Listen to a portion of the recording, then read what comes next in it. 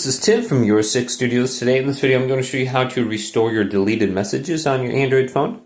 So we can just go to the message option right here if we go to someone's name and hit delete. Now if you archive it, it's going to go to a different location. Archive is this down arrow. If we go to move to trash right here, delete it, then go to our profile in the top right. We can go to archive and just check if the message is in here. Now we want to go to the trash area right here and you can see our deleted message.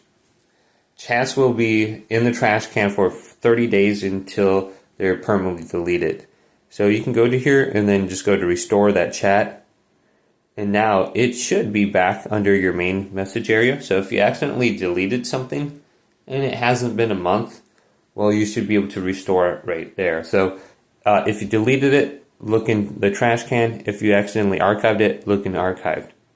But hopefully this video did indeed help you out.